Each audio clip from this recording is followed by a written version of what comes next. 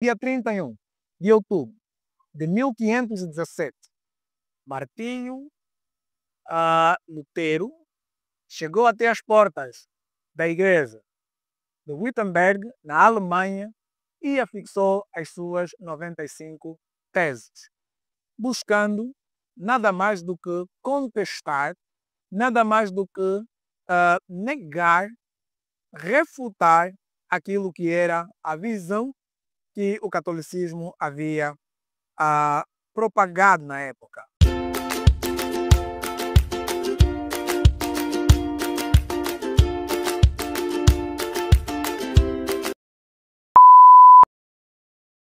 Nesta época, a Igreja Católica estava, e não mesmo, ou seja, se não mesmo o próprio Império, estava numa fase muito delicada, uma grande crise financeira havia afetado e que se precisava sair daquela condição.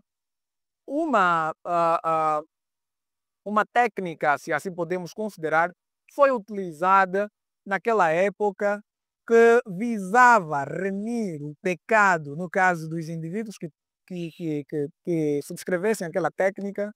Essa técnica é conhecida como a prática da indulgência, que é um valor que a pessoa paga, através da qual os seus pecados podem ser redimidos, aliás, e como se não bastasse, tal pessoa poderia até mesmo livrar um antepassado, um ente querido, preso no famoso purgatório, que é o lugar intermédio entre o céu e o inferno, aonde a pessoa vai na perspectiva da teologia católica romana. Então, neste período, a prática da indulgência, a veneração e o valor a ser pago para poder ter acesso às relíquias, como era o caso da cabeça de João Batista, estas e muitas outras práticas, acabaram marcando esse conjunto, ou seja, acabaram marcando essa técnica de tentativa de sair da crise, porque as pessoas pagavam por aquilo. E determinados cenários eram criados para amedrontar as pessoas a terem que pagar caso não, ou seja, a terem que pagar por essas coisas caso não teriam os seus destinos no inferno.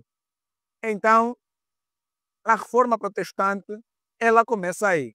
Essa expressão reforma, ela nasce do facto, ou seja, ela surge na ideia de se buscar a forma que era aquela apregoada pelos pais, primeiro por Cristo, evidentemente, depois pelos apóstolos e, consequentemente, pelos pais da igreja, os pais apostólicos, e conservada durante um tempo e mais tarde, a olhar, ou na perspectiva ou seja, a olharmos para a Igreja Católica Romana, deixada para trás ou até mesmo misturada com uma série de situações ou uma série de crenças que nada tinham a ver com a palavra de Deus. Quais são os símbolos, ou qual é o principal símbolo da reforma protestante? O que nós poderíamos chamar aqui como o principal símbolo da reforma protestante? Acredito que você provavelmente já terá ouvido sobre o famoso 5 solas. Esse é o maior símbolo, ou se não mesmo, um dos principais símbolos da reforma protestante. O que acontece, ou o que é isso? Os 5 solas, eles não são mais do que um grito a recuar, a resgatar o poder, a legitimidade e a autoridade de Deus na igreja através de Cristo. Os 5 solas, eles, para além de exaltarem sumamente a Deus, seu poder, sua glória, a sua palavra no seu Filho, estes 5 solas também acabam, de certa maneira, corrigindo e contra-atacando determinadas teologias, determinados ensinos, determinados pensamentos que o catolicismo romano havia apregoado naquela época, que estava muito além da vontade de Deus. Então, são conhecidos os solas. O primeiro é o famoso sola scriptura. O sola scriptura é nada mais do que um grito da autenticidade, suficiência, supremacia, autoridade, e como se não bastasse, vamos usar a expressão como que o caráter determinativo da verdade de Deus. Ou seja, a Bíblia acaba, de certa maneira, na perspectiva da teologia reformada, assumindo o papel de o juiz da verdade. A Bíblia se torna um crivo da verdade. Textos bíblicos falam de si mesmo, como declarou Paulo quando escreve a Timóteo. Por isso mesmo, ou seja, e tu conheces as Sagradas Letras desde criança que te podem fazer sábio para a salvação, ah,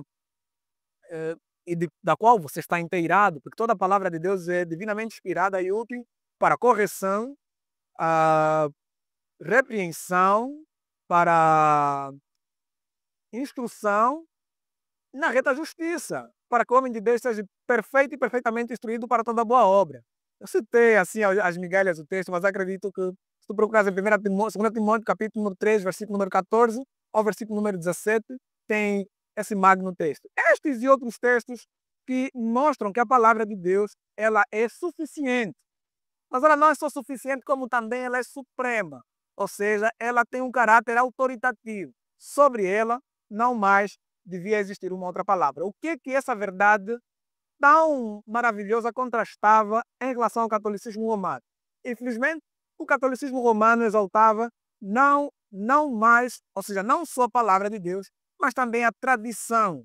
E um dado muito interessante é que, para o catolicismo romano, a igreja está acima da palavra. É algo estranho. A igreja, ou seja, a ideia é que a palavra é da igreja e não a igreja que é da palavra. É mais ou menos essa inversão, assim de forma sintética, que existe ou que é apregoada dentro do catolicismo romano. Por isso, uma máxima contrastante que nós conhecemos, ou seja, um texto relevante que nós podemos citar aqui é a própria declaração do apóstolo Paulo aos Gálatas, no capítulo 1, nos versículos número 8 e 9, onde vai falar, ainda que nós mesmos, Paulo, apóstolo de Jesus Cristo, alguém com autoridade, ele fala ainda que nós mesmos, e ele com nós mesmos, ele se refere ao conglomerado de apóstolos, mas ele vai dizer, ele não para por aí, ele invoca outra realidade autoritativa, ele diz assim, ou um anjo dos seus. Para Paulo, nem os apóstolos, nem o anjo dos céus tinha qualquer poder para de per si trazer alguma palavra que fosse além de Cristo. Por isso é que ele disse, ainda que nós mesmos, um anjo dos céus, trazer um outro evangelho que não converge com as palavras de Cristo, este deve ser nada mais do que considerado como anátema. Paulo considera anátema até um anjo que se colocar na posição de estar acima da palavra de Cristo. Então, o só da Escritura é nada mais do que somente as Escrituras. A Bíblia é o crivo, é a regra de fé e conduta da igreja e não necessariamente a tradição humana e não os demais documentos. Os documentos eles são importantes porque eles acabam registrando factos interessantes sobre a própria igreja, as interpretações que houve e muito mais. Mas eles, de maneira nenhuma, como declarou a Confissão de Fé do Westminster, que todo documento, em nome de Deus, ou toda qualquer confissão, estou aqui a parafrasear, nada mais deve estar abaixo da Escritura.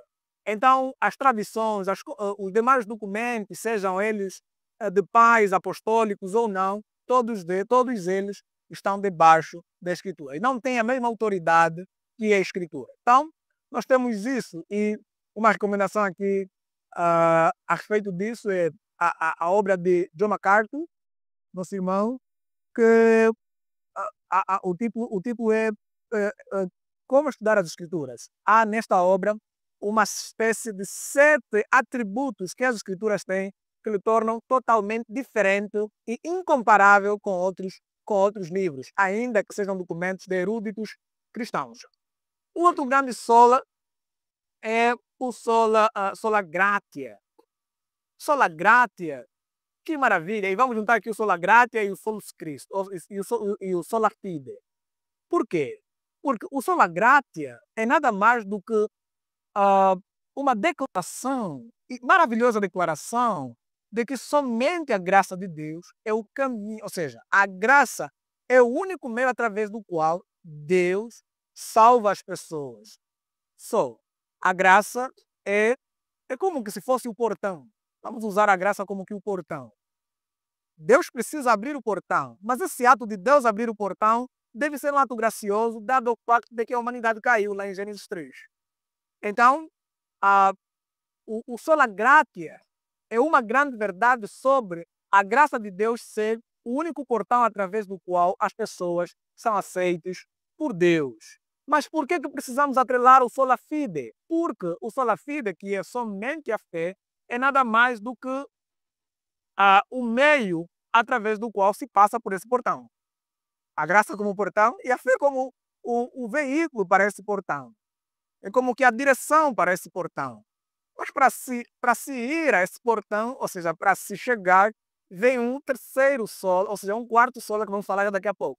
Mas o sola fide é nada mais, o sola gratia e o sola fide são nada mais do que declarações sobre a, a, a, a, a, a suficiência na graça de Deus, sobre a suficiência na fé e não nos meios humanos. Porque, como dissemos, como o caso, por exemplo, da prática da indulgência e outras práticas que o catolicismo que criou para, assim, atribuir remissão de pecado e até mesmo liberdade para quem estivesse no suposto purgatório, o sola gratia e o sola fide corrigem isso.